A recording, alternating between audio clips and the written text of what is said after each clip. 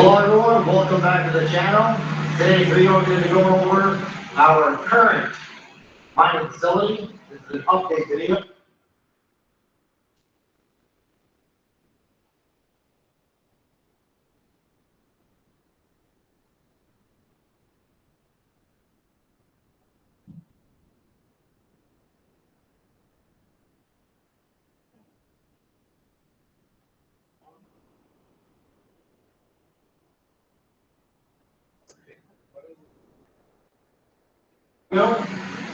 We have a bunch of 3090s, 3080s running here, and more coming in. If you think that's interesting, hit like, subscribe, hit the bell.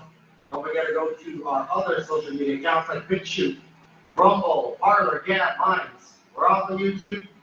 You can find us there. And if you're looking for someone to set up a crypto mining facility for yourself, either GPU or ASIC, go to cryptollc.org, send us an email. So this is our current setup here. To watch our previous videos, you will see we're working on this facility. Currently built it out. We've got our Ethernet cables running now from the top. So that was just a brief overview of what it looks like. So what you see there are actually what we call mining rigs, small computers. They consume lots of power and they have high computational power. When Bitcoin started, to mine it was very easy. Just on your laptop, you could just set it up and go to sleep. And the next day, maybe you are lucky, you mine a few Bitcoins. But now the complexity is higher. You need a very, like a super center. That's what you see, you saw that place. If you don't mine it from your computer, you might probably not make anything out of it. So having mined all this stuff, you bring in a coin to existence. So next thing we're going to do, let's launch in and look at the blockchain and interact with it.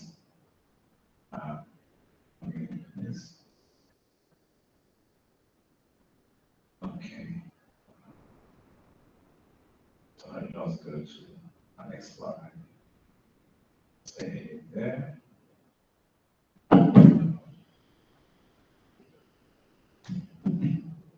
So I go to blockchain.com.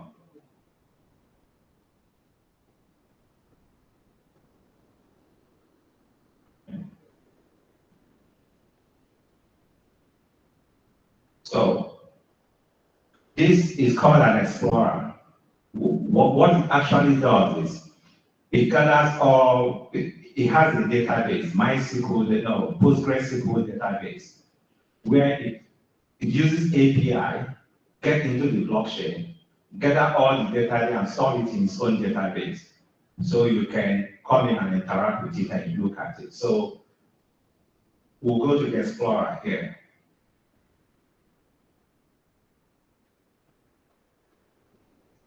So what we're looking at is a Bitcoin Explorer. And there are some summary you could see already. For example, here, in the last 24 hours, you have 301,647 Bitcoin transactions that has happened. If you multiply that by, is it 57,000 USD right now? It gives you the volume of transactions that has happened just within the past 48 hours.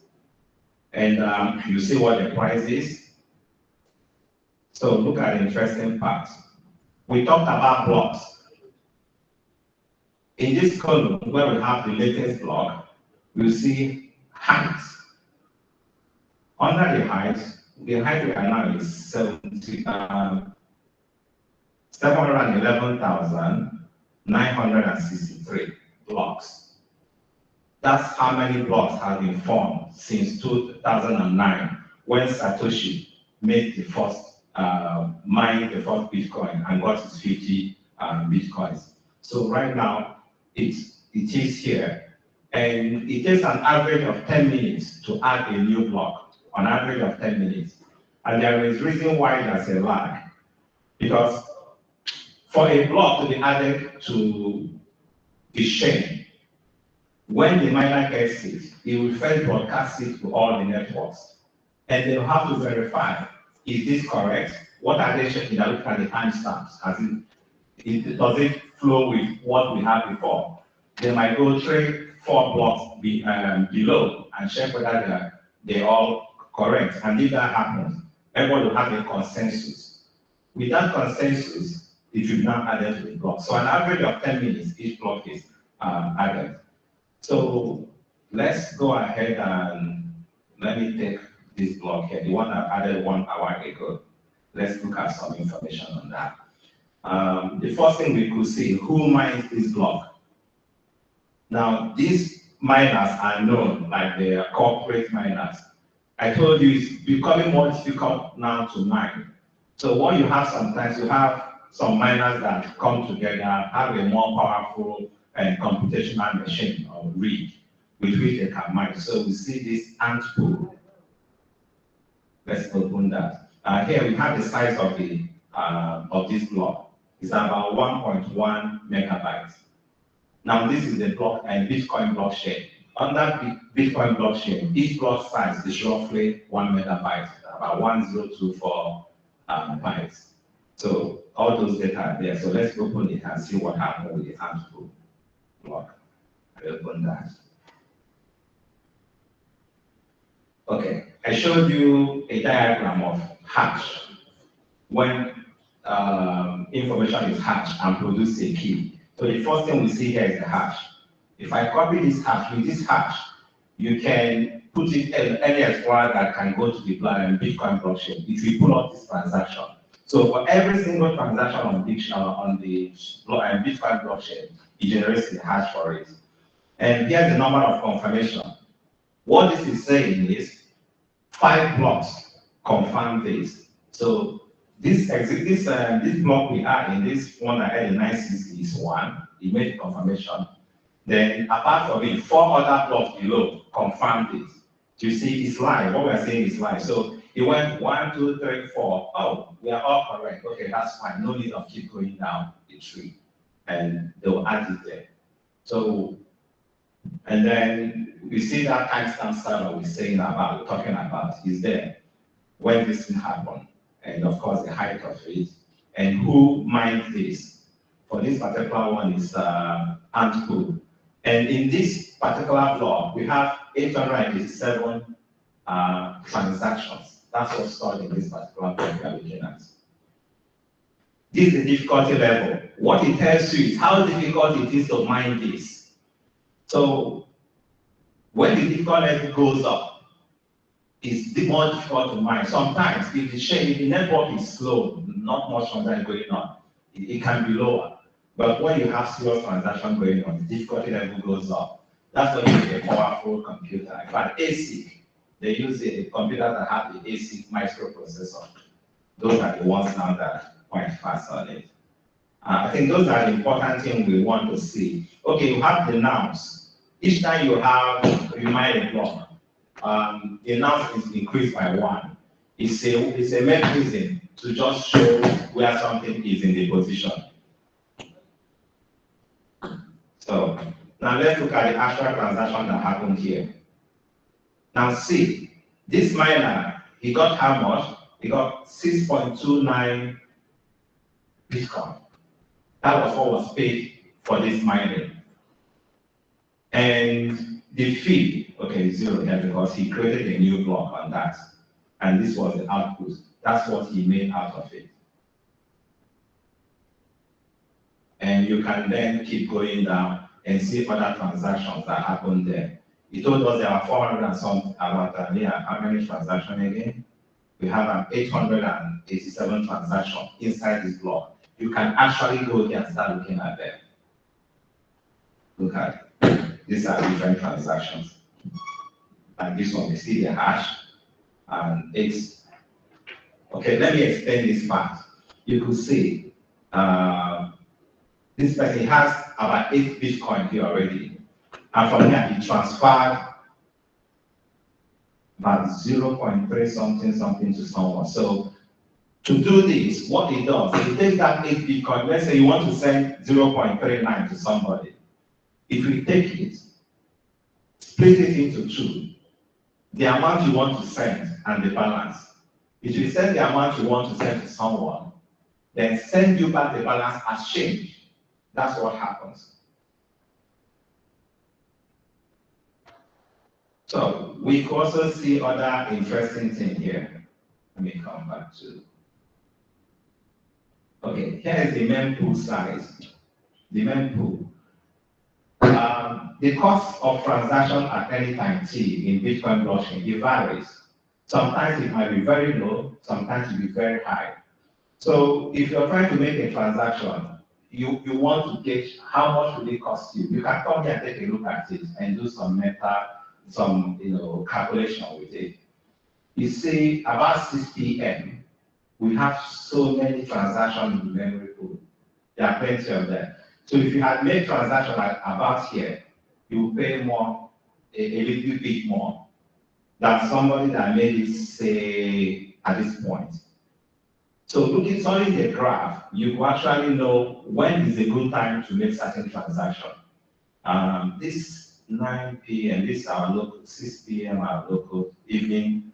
That should be about peak time in the US, I think. Yeah, 6 p.m. Nigeria time. It's about noon in the US.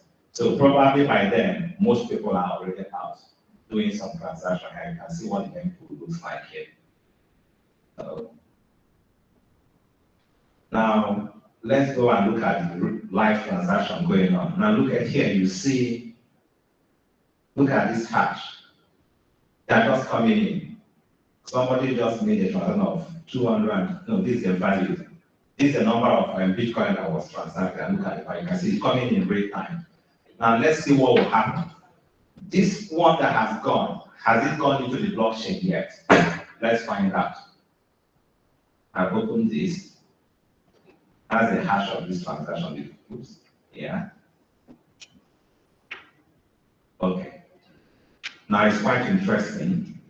Look at the fee that was paid for this. This person paid,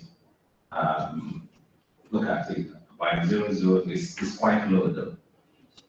And the payment was, the transaction here was 0.78 BTC.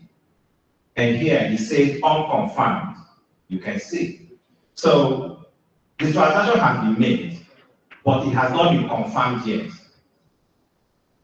Because you have to go through the transaction and make sure that everything is okay. So it's just there on the mempool. It hasn't been confirmed, just there sitting there in the mempool. So when it gets confirmed, it's at that point that it can now go into the blockchain itself. And we know why it hasn't been confirmed. It just happened now, right? So we need time to go through some. So if someone sends you Bitcoin, it takes a while before it reaches, unlike some other blockchain like Ethereum, which is more optimized, though very expensive there. So these are some of the things you can see there. Now, in contrast, let's go and pick a transaction that we know has stayed for a while. All these are new, I can guess. Let's go expand it.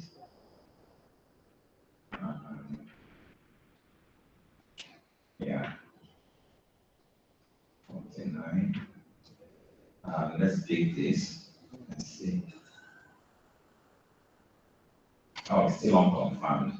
I mean, the data just keep popping in. But what I'm trying to say, if you can pick up one that has been stale a very long time ago, you could see what the status is that one has been confirmed. So this is exactly what's going on right now on the blockchain. So if you're able to get someone's address, you can monitor what's going on with that. And remember, this is a public blockchain. What that means is you don't need permission to participate on this. And all we see are just hashes and addresses. They're not, you don't see any, you don't know who owns them. Other than the miners, of course, those are more corporate people. But the actual addresses, you don't know who's behind it. But you can know what's going on with that. So sometimes maybe people that do trading, for instance, it could be that they know someone that's very good at trading. The person trades very well and makes good money. And you know, oh, this is the person address. That's fine. So one thing that can happen is you could monitor that address, right? So each time you make a transaction, you get a notification. Oh, he's buying sand. Oh, he just bought Gala. Let me buy Gala. You know, he does the work for you. It works, right? So let me log on to BSC scan. Now, BSC scan, this one is for Binance Smart Chain. It's still an Explorer.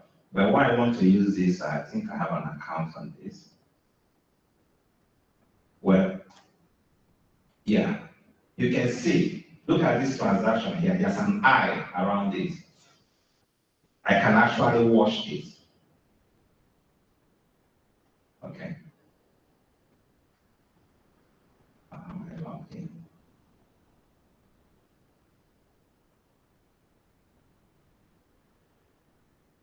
Okay. Oh, this is a testnet. Sorry, I was here previously. So in the blockchain, we have the mainnet and the testnet. The testnet is where you can run your tests. So maybe you're developing something, a program, a smart contract or whatever. You need where you can test it out. You can't go to the mainnet. You can go to the testnet and do it. So in conjunction with the practical, let me go ahead and run a transaction so we see what happens. Now, this snippet here, this plugin is called MetaMask. MetaMask is like a wallet. I told you to participate in the blockchain, you need a wallet where you can store things. And all these are open source, free. So we have MetaMask. And on this MetaMask, you look here, it says Smart Chain Testnet. Let me show you the other. We have the Smart Chain itself. The Smart Chain is the main one. The mainnet is live, where the actual live data goes. But we're on the testnet. Yeah. Go on the testnet here. Okay. So on this testnet, this account has 6.1 something BNB. And here is the address for it. So let me go ahead and create a new account and send some money to this. Then we'll go ahead and check that transaction and see how it goes.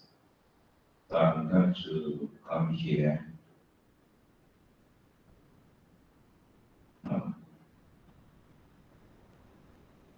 So I'm on account 1. Let me take account 5, for instance. I've created this prior to now. So I can copy the address. I've copied it. Then I go back to account 1. Now look here, we have this account 5 has 0 BNB, no money, no crypto in it. So I go back to account 1 that has 6 point something BNB. I want to send some of them to account number 5. So I paste it here.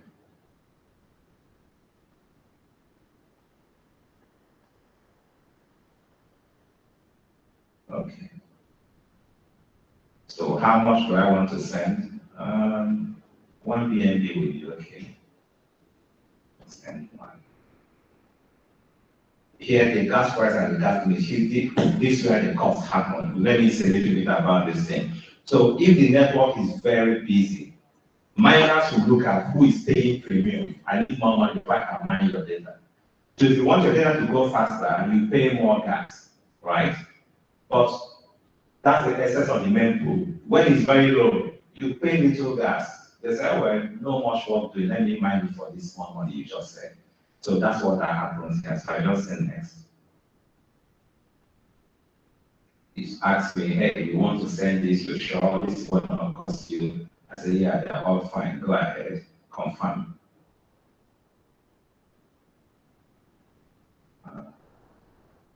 Why is it pending? Okay. Oh, you can see it's pending because of my gas fee. If I say speed up, probably, but real life, when I send these things, I don't get this pending stuff anyway. It just goes. Okay.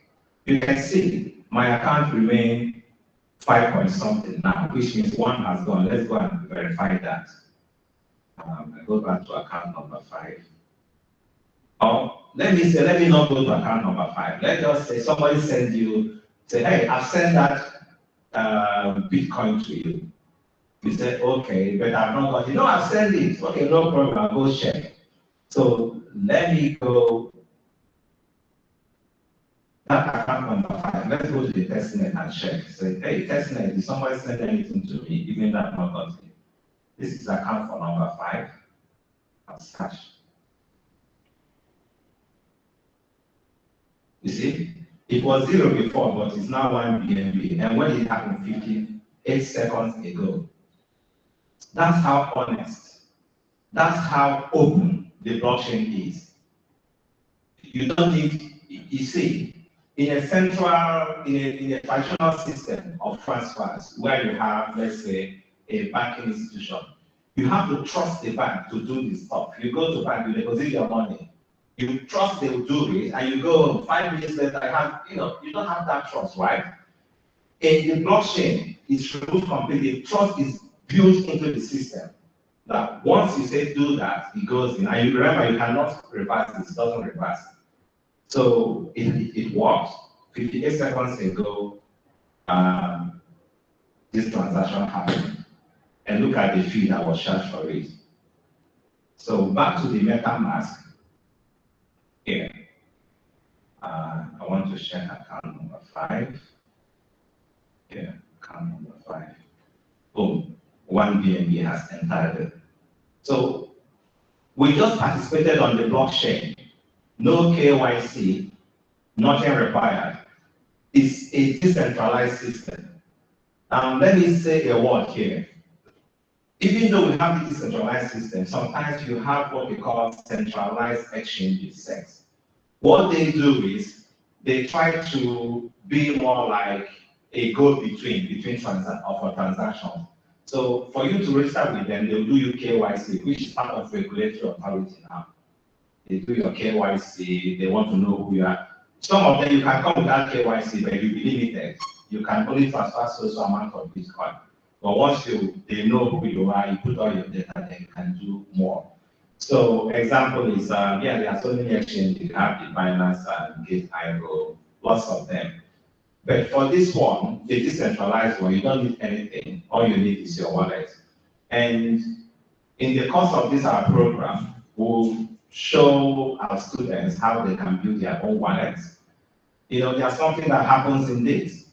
Let's say you have your digital asset with a centralized exchange. Because it's centralized, it can be hacked. It has happened before. Exchanges have been hacked. And when they hack them, the first thing they do is to drain every big stuff on them. And come on, it's gone. It's really gone, right? So some people, when they have a lot, maybe digital asset is big, you make your own wallet and store it. They will call it cold storage. It goes off the blockchain. So whatever happens with the CEX, it's none of your business. As long as you have your keys, remember when we're talking about all these things, we're talking about cryptographic keys with which you can use to unlock your account. So all you need is that key. You can edge it in something, maybe whatever it is, but store them safely. 100 years from now, it's too much. Let's say 30 years from now, you leave it for your kid and they go back, bring it to life, and everything is still there. So that's what happens here. So that's the MetaMask. You can use it to interact with decentralized exchange, even on a centralized exchange. So we've seen now the Explorer for Binance Smart Chain, and we've also looked at that one for Bitcoin. And right now you're seeing what's going on live. Live data is going on. Sometimes, so if you're coming into blockchain now, you'll probably be on block number 700 something. So sometimes you see, they say the wave just moved. Maybe somebody on block 20. Wow, you know what block 20 is? So that the people that started, someone still has something on block 20, right?